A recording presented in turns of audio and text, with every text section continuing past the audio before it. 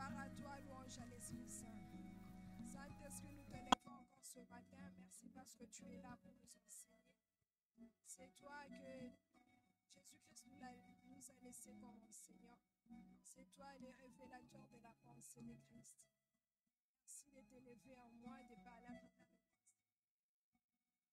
Seigneur, merci que ce peuple soit béni. Je te sers la chair, que je t'espère rester. Merci Saint-Esprit de diriger toutes choses pour la sauvegarde du nom de Jésus. Nous te bénissons, nous t'élévons, Esprit de louange. C'est dans le nom puissant de Jésus-Christ que nous avons ainsi prié. Soyez bénis, peuple de Dieu. Nous pouvons regagner nos places. Bienvenue dans la maison du Seigneur. Nous allons partager la pensée du Seigneur. Nous sommes à la mission Salut et Gloire. Notre thème déjà, c'est l'accès au secret mène à la victoire. Vous avez noté? L'accès au secret mène à la victoire. Nous allons parler des combats aujourd'hui. Comme verset de base, pour appuyer notre thème, nous avons Proverbe du chapitre 25, le verset 2. Où c'est écrit, la gloire de Dieu, c'est de cacher les choses, et la gloire des rois, c'est de sonder les choses. Nous avons aussi 1 Samuel, le chapitre 17, le verset 47, où il y a une phrase qui nous dit que la victoire appartient à l'Éternel. C'est David qui a dit ça, après avoir combattu, avant même de combattre. Soyez bénis. Nous allons parler des combats. Combats comme obstacle, comme embuscade, comme montagne, comme piège. Vous vous souvenez, quand on a vu notre leçon sur les épreuves, le Seigneur veut que les chrétiens mûrissent, que le chrétien grandisse. Il n'a pas besoin de bébés. Donc, on est passé d'étape de bébés, on est des grands, des serviteurs, on est des églises sur lesquelles Christ fonde sa gloire. Les combats, c'est pour les grands. Soyez bénis. C'est-à-dire quelqu'un qui est déjà debout, qui avance, qui marche. Et c'est à celui-là qu'on barre la route. Donc, combat comme obstacle, comme piège, comme montagne, comme embuscade, juste pour gêner ton parcours, ton avancement. La vie chrétienne, c'est un sentier. Ce n'est pas une voie publique là où il y a beaucoup de véhicules. Tu passes seul. Il n'y a pas assez d'espace. Tu ne passes pas avec ton mari, tu ne passes pas avec les enfants, tu ne passes pas avec tes bagages. Soyez bénis. C'est tellement petit que si quelqu'un te barre la route, donc tu n'as pas de choix. Il faut enlever l'obstacle pour avancer. C'est ça les combats. Ce n'est pas comme les épreuves. Soyez bénis. Dans les épreuves, c'est Christ qui bâtit. Vous supportez la douleur. Et c'est pour votre maturité. Mais les combats, vous avez une part de responsabilité. Vous devez vous lever. Soyez bénis. Et pour illustration, on va prendre le cas de David et Goliath. Qu'est-ce que Dieu a constaté? Dieu a vu, par rapport au combat, 3 attitudes. Il a vu qu'il y a des chrétiens. Quand on parle des chrétiens, on parle des serviteurs, des gens qui sont sérieux. Parce que pour Dieu, le chrétien bébé sont assimilés aux païens. Ils jouissent d'un même régime.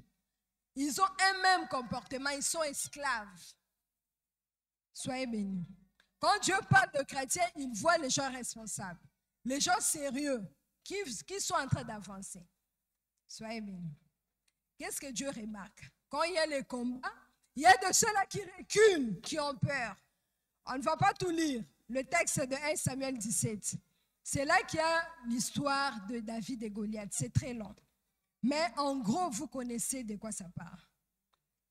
Quand Goliath se présentait devant le peuple d'Israël pendant 40 jours, il faisait ses menaces, ses ruses. L'attitude de quoi? Des enfants de Dieu, la plupart des grands, ils se sont rétractés. Ils ont eu peur. Ils se sont cachés devant les menaces de Goliath. Soyez bénis. Il y a une autre catégorie que Dieu constate, le chrétien qui accepte la proposition de Saoul. Parce que devant les combats, il faut une armure. Saoul a proposé une armure. Saoul est humain. C'est un homme. Il a proposé une armure à David. On en parlera. Il y a des chrétiens qui acceptent ça. Soyez bénis. C'est-à-dire quoi? Une armure qui vient de Saoul, l'intelligence, nos efforts, comme on voit chez les autres. Dans un combat, qu'est-ce qu'il faut faire? Utiliser les moyens qu'on a. Qu'est-ce qu'on a? Le feu. Parce qu'on a vu, Élie avait invoqué le feu. On va dans les églises, chacun prend un bâton, il faut taper. On ne sait pas qui on tape, mais non, c'est tout le monde. Tu es dans un combat, lève-toi, bats-toi. Tu te bats contre qui, tu ne sais pas. Soyez bénis. Donc, il y a des gens qui acceptent la proposition de Saoul. Une autre catégorie accepte de se battre, mais qui ne connaissent pas leur adversaire. Quand on ne connaît pas d'adversaire, c'est très dangereux. On peut se frapper soi-même. C'est ce que Dieu a constaté, ou dans les corps de Christ. Parce que les païens ne sont pas son lot. Soyez bénis. Les bébés chrétiens se contentent de leur situation. Mais il y a les chrétiens qui font ça. Maintenant, qu'est-ce que lui pense par rapport à ça? Lui veut que vous vous leviez. Quoi qu'il arrive, vous devez être debout. Vous devez prendre les risques. Il ne faut pas céder aux caprices, aux grimaces, aux menaces de Goliath. Surtout que Goliath que vous voyez n'est qu'une armure, n'est qu'une fantaisie. Parce que le vrai géant est caché derrière son armure. Et le vrai géant, il n'y a que Dieu qui peut le terrasser. Soyez bénis. Donc vous combattez dans la victoire. N'ayez pas peur, levez-vous quand il se présente devant vous. En gros, c'est ce que Dieu veut dire. Vous combattez, mais il vous garantit déjà la victoire. Et c'est lui qui combat pour vous. Parce que vous ne savez pas qui est votre adversaire, mais lui, il a l'avantage de connaître qui vous combat. Maintenant, face à cela, il donne des dispositions. Les précautions, c'est les secrets dont on va parler. Le Seigneur donne des secrets. Il te dit, si tu accèdes à ces secrets, tu vas arriver à la victoire. 2 secrets principaux. Le premier, le Seigneur dit que toi, moi, toi, homme esprit, toi, enfant de Dieu, tu dois être conscient de ton identité de nature. Soyez bénis. Pourquoi? Ça te permet d'identifier la nature du combat. Tu dois être conscient. Pas seulement je sais que je suis enfant de Dieu. Mais quand on dit conscient, tu fonctionnes par rapport à cette nature. Tu connais les avantages qui sont liés à cette nature. Tu ne vas pas te battre dans cette vie. Surtout que l'ennemi, ce n'est pas dans cette vie qui te combat. Soyez bénis. Toi, tu dois faire quoi? Tu dois recourir à une autre armure. Soyez bénis. Maintenant, nous sommes dans Éphésiens chapitre 6, verset 12.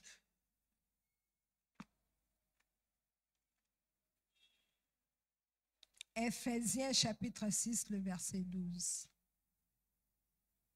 Vous avez trouvé? Moi, j'ai vu dans ma Bible, c'est écrit comme ça. Car nous n'avons pas à lutter contre la chair et le sang, mais contre les dominations, contre les autorités, contre le prince de ces mondes des ténèbres, contre les esprits méchants dans les lieux célestes. Là, on voit déjà que le combat est spirituel. Toi, tu es esprit. Parce que tu es né de Dieu qui est esprit. Tu portes la même nature que Dieu. Dieu est esprit. Maintenant, si on doit te bénir, c'est au niveau de ton homme intérieur. Si toi tu dois te battre, c'est ton homme intérieur qui doit engager les combats. Soyez bénis. Si on doit te combattre, c'est au niveau de l'esprit qu'on va te combattre. Ce n'est pas dans cette vie. Voilà pourquoi Éphésiens nous dit que nous n'avons pas à lutter contre la chair et le sang. On doit bien voir qui est notre adversaire. On doit bien voir, on doit identifier la nature du combat. Sinon, on perd avant même que ça ne commence. Ça, c'est le premier secret. Le deuxième secret, c'est quoi? On doit être capable d'identifier notre adversaire. Pourquoi? Pour faire le choix de l'armure à porter dans les combats. Tu dois savoir tu combats qui, tu combats contre qui. Parce que dans la Bible, comme nous voyons dans 1 Samuel chapitre 17, l'ennemi qui combattait les enfants de Dieu, c'était Goliath. Mais tel que la Bible nous présente Goliath, c'était un géant. Le vrai ennemi était caché dans cette armure. Et l'armure que portait Goliath, c'était de l'airain. L'airain, c'est dur. Ça peut servir de protection dans cette vie. Soyez bénis. Et maintenant, Saoul, quand il a vu ça, il a fini par céder à la proposition de David, parce que personne d'autre ne s'est présenté. Il a commencé par dire, tu es enfant, tu ne sauras pas. Il a regardé dans cette vie. Mais quand il a vu que vaut mieux un chien vivant qu'un lion mort, il n'y a pas un adulte qui s'est présenté. Je me contente de l'enfant. Mais qu'est-ce que moi je dispose comme armure? J'ai de l'airain aussi. Tu peux prendre mon armure, ce que moi je porte. C'est ça l'armure que Saoul a proposée à David. C'est la même matière avec l'armure que Goliath a portée de l'airain. Maintenant, face à cela, c'était donner l'avantage à l'ennemi. Parce que la taille qu'avait Goliath, ce n'était pas la taille de David. Sûrement pour Goliath s'apaiser. On pouvait lui lancer des coups, il allait être bien protégé. Par contre, David se serait s'exposer dans cette armure. D'abord, ce n'était pas confortable pour lui. Soyez bénis. Et David, voyant cela, il a dit non. Avec ma taille, si je m'engage avec ces géants, je perds. Il a couru vers les torrents. Soyez bénis.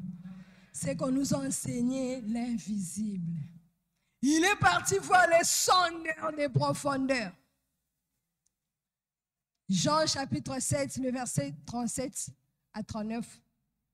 Vous allez lire ça chez vous. Nous montre que le Saint-Esprit, c'est la présence des eaux profondes, le fleuve d'eau qui rafraîchissent les enfants de Dieu, qui ressource. Soyez bénis. L'eau, c'est la vie. Là où il y a le Saint-Esprit, il y a les révélations. On a la facilité d'accéder au secret. David a fait un bon choix. Au torrent, il y a encore un verset qui soutient que quand on boit au torrent, on a l'avantage de tenir la tête debout dans la marche. C'est Psaume 110, le verset 7. Quand on boit au torrent, on marche. Dans la marche, on a la tête bien levée. On prend le risque quand il y a un défi. C'est ce que David a fait. Après avoir été chez le Saint-Esprit, quand on part chez le Saint-Esprit, cela implique la prière. On ne part pas jouer avec le Saint-Esprit. Soyez bénis. Le Saint-Esprit, c'est la présence de Dieu. Donc, dans les secrets de Dieu, dans les conseils, tu pries. Tu dis des mystères. Le Seigneur te révèle ce qui est caché, le secret. Tu deviens roi. Avec la révélation, on règne, on domine. Il est sorti des lieux secrets. Le Saint-Esprit lui a proposé une armure. Parce que l'armure de Saoul allait montrer ses limites. Pour exemple, quand vous battez dans cette chair, vous allez voir Saoul, un serviteur de Dieu, quel que soit son titre, quel que soit son nom. Mais c'est au nom de Dieu souvent qu'on va les chercher. Mais qui c'est qui sont serviteurs de Dieu? Non, on ne sait pas. Soyez bénis. Qu'est-ce qu'ils vous disent? Votre problème, l'auteur, c'est l'enfant qui est déjà ensorcelé. C'est elle. On voit toujours, on dit quoi? L'homme. Au centre, c'est l'être humain qui est l'auteur de tes problèmes. Et en conséquence, tu commences déjà à avoir de la réticence. Tu commences à exprimer de la haine contre la personne qui te fait mal. Tu respires de la vengeance. Là, tu recours déjà à l'arme de l'ennemi. On ne peut pas combattre l'ennemi avec l'arme qui est là. Goliath a porté des lérins, toi aussi tu vas porter des lérins. C'est déjà le terrain de l'ennemi, tu perds. Soyez bénis. David a résolu, il a dit non, non, non. Si je vais avec de lérins devant Goliath, je vais perdre. Il est parti voir le Saint-Esprit. Le Saint-Esprit lui a révélé le secret. Il lui a présenté une liste d'armes, ce qui constitue une armure selon sa proposition. Il a dit, regarde David, n'oublie pas les bâtons dans tout ce que tu vas prendre. Les bâtons, pourquoi? Ah, mais tu sais, Christ, s'il est levé aujourd'hui, c'est à cause de la croix. Le bois, là où on a pendu Christ, c'est ça les bâtons, c'est l'image de la croix. Ça sert à élever le nom de Christ. Quand on parle du nom de Christ, on présente la personne de Christ. Pas la personne de Christ habillée en tunique, mais la personne de Christ à la croix, avec le sang qui coule. Le nom de Jésus constitue toute une arme. Soyez bénis. Nous sommes dans Colossiens chapitre 2, verset 15.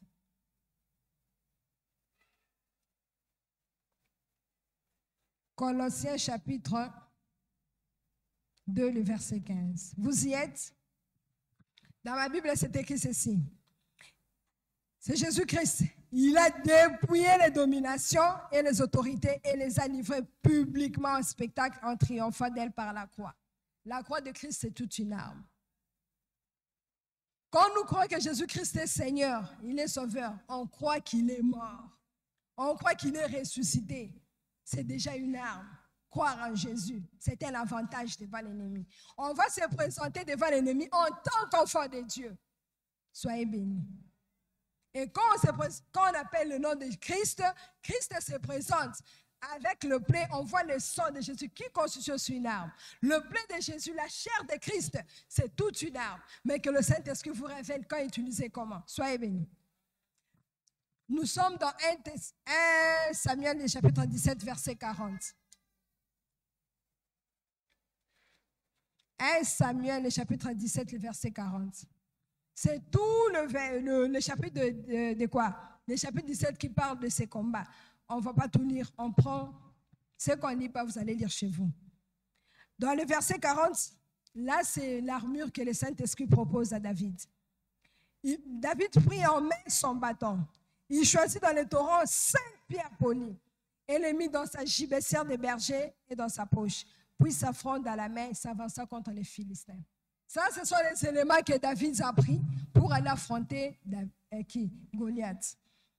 On a compris les bâtons, ce que ça représente. Ça l'a permis de monter. Quand il a vu la taille de Goliath, il a dit, avec ma taille, je dois monter. Nous sommes dans la leçon passée. L'issue se trouve au sommet de la montagne. David a pris le bâton. Ici, il n'y avait pas d'escalier, vous vous souvenez? Mais pour bien monter, il faut quelque chose pour servir d'appui. Il a utilisé la croix, il s'est retrouvé là, au-dessus, pour avoir l'avantage sur l'ennemi. Soyez bénis. Nous prenons la pierre. Il y en avait 5, mais c'est juste une pierre qui a servi à David pour terrasser Goliath. Deutéronome chapitre 8, verset 15 nous dit que, soyez bénis, on va lire ça. Nous sommes dans Deutéronome chapitre 8, le verset 15. Vous y êtes?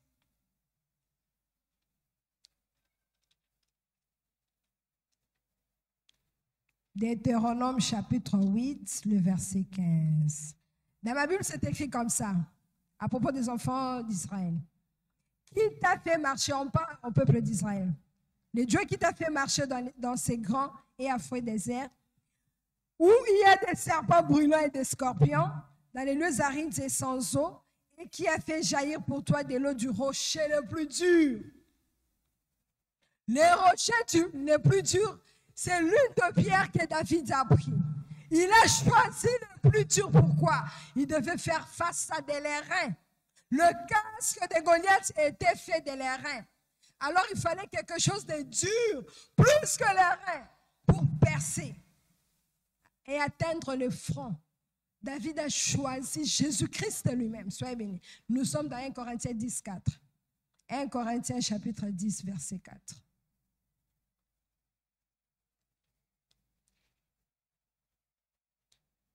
« 1 Corinthiens chapitre 10, le verset 4. Dans ma Bible, c'est écrit comme ça. Toujours à propos des enfants d'Israël.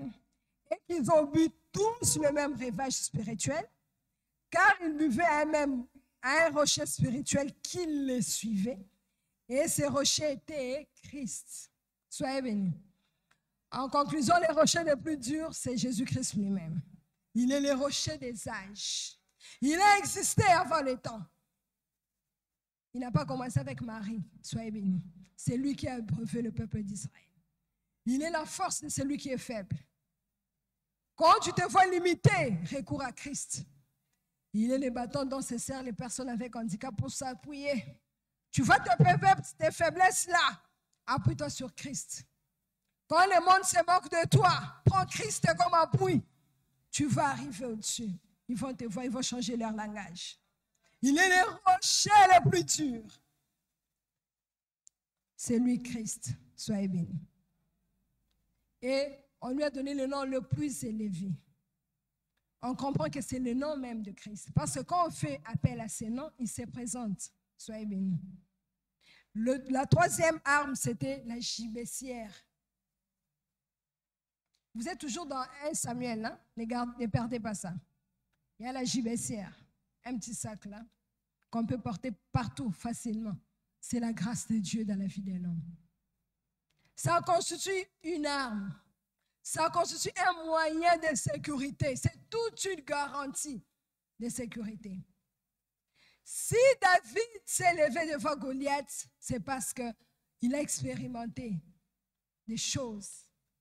C'est parce qu'il était berger. Que fais-tu? Qui es-tu? Qu'as-tu? Soyez bénis. Et qu'en fais-tu? Quelle grâce tu as? Personne ne manque une grâce. David s'est levé devant Goliath par rapport à la grâce qu'il avait. Soyez bénis, c'est toute une arme. On est porteur des plans de Dieu. Si on ne meurt pas de sitôt, c'est parce qu'on doit réaliser ces plans dans le moindre détail. Ça constitue un moyen de sécurité. Soyez bénis. L'autre arme, c'est la fronde. La fronde, c'est le Saint-Esprit lui-même. Ça vous permet d'être précis dans vos coups, d'atteindre la cible. C'est comme une lance-pierre. On prend le nom de Jésus, mais on en fait quoi? On l'utilise comment? Le même Jésus n'a pas guéri tous les aveugles de la même façon. Il y avait la précision. Devant chaque circonstance, le nom de Jésus doit être utilisé d'actualité. Soyez bénis. C'est ce que David a fait. Il a utilisé la fronde. C'est l'image du Saint-Esprit. Psaume 144, le verset 1, David dit, « Béni soit l'Éternel, qui exerce mes mains au combat et mes doigts à la bataille. » Avec le Saint-Esprit, l'ennemi est terrassé, on ne rate pas. Parce qu'on ne caresse pas l'ennemi, si vous ne le terrassez pas, il vous assomme. Soyez bénis. Pour avoir de la précision, il faut recourir au Saint-Esprit, c'est lui qui connaît. Soyez bénis, peuple de Dieu. Bien-aimé, ça c'est une armure. Mais qui est ton adversaire? Soyez bénis. Parce que Goliath n'est que l'image, n'est que l'armure qui cache les géants. On doit savoir qui est l'adversaire. Parce qu'on est habitué à jeter le feu, à utiliser la chicotte contre qui on ne sait pas. Quand vous ne connaissez pas votre ennemi, vous risquez de vous donner le coup vous-même. Soyez bénis. L'homme n'est pas votre ennemi. Quel que soit le niveau de sa méchanceté, quel que soit ce qui te témoigne, l'homme n'est pas ton ennemi à cause de Jean 3,16. C'est pour cet homme que Christ est allé à la croix. Dieu lui témoigne de l'amour. Il veut qu'il soit sauvé. Et c'est par toi qu'il sera sauvé. Tu ne dois pas être méchant envers lui. Tu ne dois pas lui jeter le feu. Tu cherches sa destruction. Et là, tu sabotes l'œuvre de la croix. En tant qu'enfant de Dieu, on ne peut pas répondre par la méchanceté. On doit faire la différence. Christ est d'amour. Et l'amour pour répondre à ça doit provenir du Saint-Esprit. C'est ce que Romains 5,5 nous dit. Avec l'amour humain, ça ne marche pas. Tu vois la personne, tu as la rancœur. Tu respires la vengeance. Laissez le Saint-Esprit bâtir des choses en vous. Bien-aimé, le vrai ennemi qui se cache derrière Goliath, c'est lui qui combat ton parcours, c'est lui qui te bloque. C'est ça la faiblesse de ton caractère. Bien-aimé, les hommes de Dieu constituent un piège pour les enfants de Dieu dans ces domaines. Pourquoi? S'ils ne font pas attention à leur caractère, ils scandalisent les gens. Quand les gens sont en train de murmurer, ça se retourne contre eux. Parce qu'Ésaïe, le chapitre 54, verset 17, leur donne un avantage. Il leur dit, toute arme forgée contre vous sera sans effet. Il leur dit encore, toute langue qui s'élèvera en justice contre vous, vous la connaissez, c'est vous, pas l'Éternel, mais vous. La Bible vous dit de ne pas maudire. Un vrai serviteur de Dieu ne maudit pas. Mais qu'est-ce qui se passe? Parce que c'est établi. Vous parlez mal de lui, vous touchez à son onction, vous êtes condamné. Vous êtes bloqué. L'exemple, quelqu'un qui se retrouve dans un ascenseur, l'électricité est partie. Tu peux faire 2 pas, tu fais 2 pas en arrière, tu n'avances pas. Ton ministère bloqué, tu es étouffé, tu es condamné. Et le clé, il faut aller lui demander pardon. Quand vous vous mettez à parler du mal des serviteurs de Dieu, il faut les chercher. Même s'ils sont autoproclamés, il faut éviter. C'est un terrain très glissant. Par contre, il faut avoir de l'amour, de la compassion, prier pour eux. Préservez vos oreilles. Toutes les faiblesses se transforment en paroles. Toutes les faiblesses qu'on exprime s'expriment en paroles. Je vais vous donner un exemple comme les hommes font, les hommes biologiques. Soyez bénis, maman. Ils sont allergiques aux femmes. Ah, maman, ça va. Il produit un son. Déjà, il sourit. Bien que je suis une femme, les femmes aiment ça. Soyez bénis. Tu es jolie. Tu vois. Mais si je vois, les intentions sont quoi quand vous faites ça? Vous-même, vous savez. Mais si je regarde, je ne dis rien, j'étouffe. Soyez bénis. Une pensée qui n'est pas exprimée est étouffée. Toutes les faiblesses-là sont exprimées en parole. Bien-aimé, le vrai ennemi, c'est ça la faiblesse de ton caractère. Matthieu 10, 36 dit, chacun a pour ennemi les gens de sa maison. Qui loges-tu chez toi? Qui habite chez toi dans ton âme? L'injustice, l'impatience, le murmure, le mensonge. Tu crois qu'il y a une délivrance pour ça? Tu vas te battre contre le mensonge? Tu vois ça? Soyez bénis. Le seul Saint-Esprit travaille en vous. Quand vous jetez le feu contre le mensonge, vous croyez que vous atteignez le mensonge? Le vrai ennemi qui se dresse sur votre parcours, on vous parle en tant que serviteur de Dieu, vous avancez, il y a des choses qui vous bloquent. C'est la faiblesse de votre caractère. Ces choses-là, vous devez vous lever et parler devant ces montagnes. Je ne veux plus que ça s'arrête. Si vous ne le faites pas, vous serez dans les scandales et puis vous allez affaiblir le corps de Christ. Tous les gens qui murmurent, ils sont bloqués. Pendant ce temps, l'ennemi s'est réjoui parce qu'au moins les plans sont retardés. Soyez bénis. Chacun doit travailler sur son caractère. Ça, ce n'est pas le pasteur qui va prier pour toi, même si on t'impose les mains. Demande au Saint-Esprit, quel géant se cache? Si les gens te haïssent aujourd'hui, c'est à cause de parce que tu parles beaucoup. Soyez bénis. C'est tout un géant. Soyez bénis. Comme la faiblesse-là s'exprime en parole, c'est en parole aussi qu'on va les combattre. C'est ça, non? Nous sommes dans Philippiens, chapitre 4, verset 8. Vous êtes là? Vous savez, bien-aimés, vous devez penser pur. Même si ce que vous dites là est vrai, est-ce que c'est aimable? Il faut rapporter ça.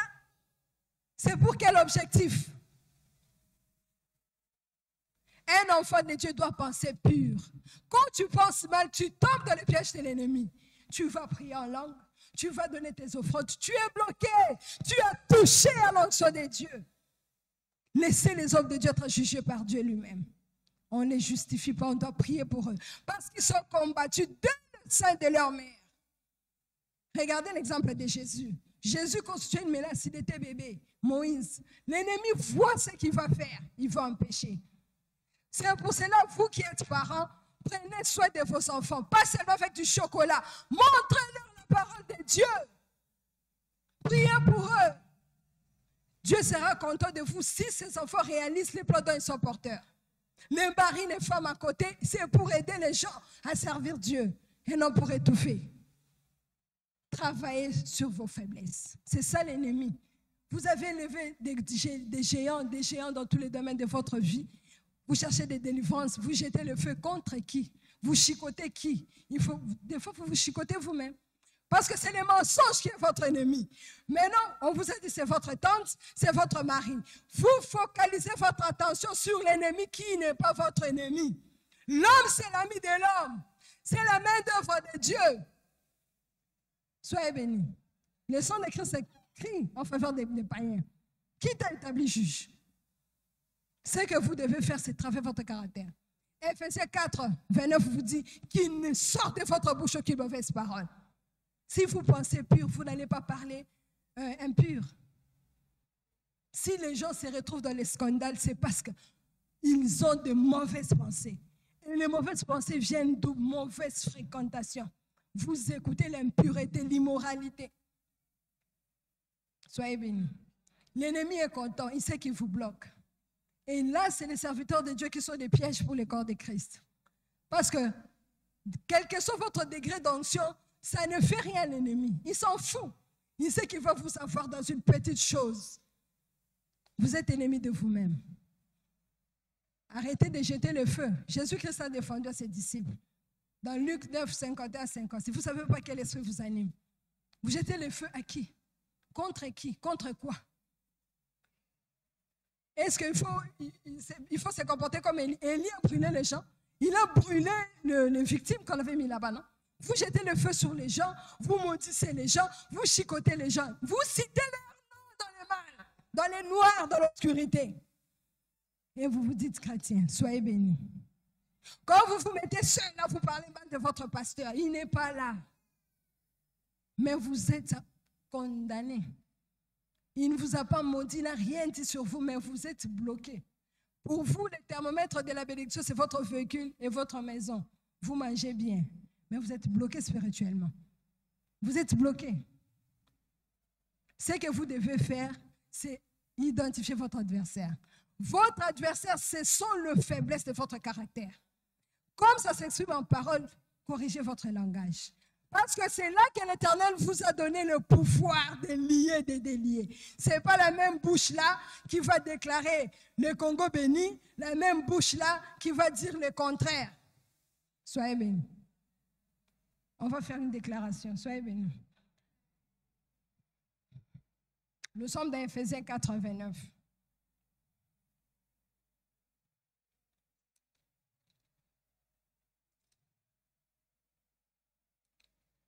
Ephésiens 4, 29. Vous y êtes? Levez-vous, on va déclarer. Levez-vous.